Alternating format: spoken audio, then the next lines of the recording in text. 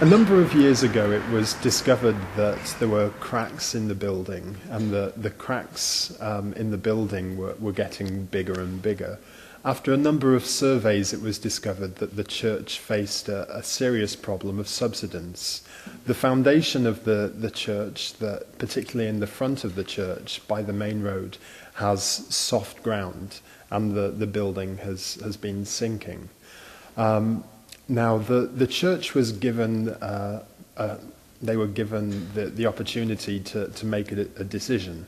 They could either relocate to a new building, they could rebuild, or they could put in some concrete pillars where they would underpin the building.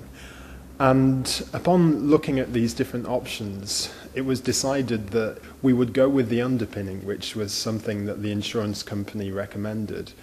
It wasn't guaranteed that in X amount of years that problem wouldn't come back again to haunt us. They said it may be just like wallpapering over the cracks. And so the church made the decision that they wanted to look into rebuilding. Now, the church has had planned basically for about the past 4 years. And what the church was asked to do was raise £200,000 towards the church building project, a future project.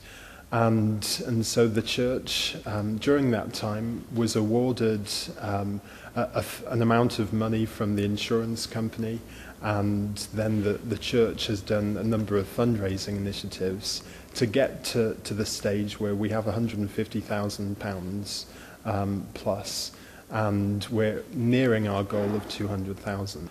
The whole project will cost somewhere around £450,000. As far as the finance goes, our local church will have to find £200,000, and then we're looking to receive loans from either the BUC or a bank loan.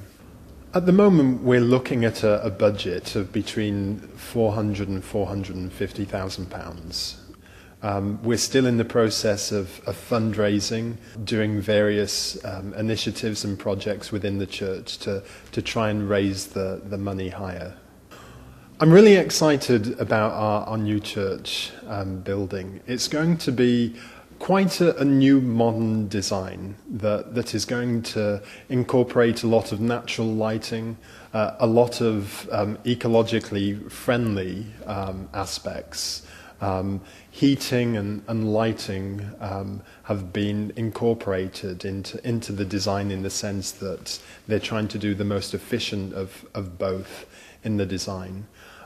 Currently we have a downstairs, most of our church is just on the ground level in our current building, but in our new building we're going to have that same space on the ground level, but we're also going to be incorporating a second level where there'll be a number of new classrooms.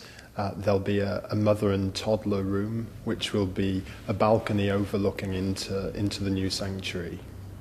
So it's going to be quite I would say a contemporary design, but I think it will have a lot of classical elements. There'll be stone cladding, slate cladding on the walls, and the actual feeling of the design is it's very transparent. It's a very open feel. There's a lot of windows, so when you're coming past the church, you can see into the church. And I think the whole dynamic of what we tried to get in our design brief was we want to be a church that is open and transparent and accessible. And I think we've achieved this in the design.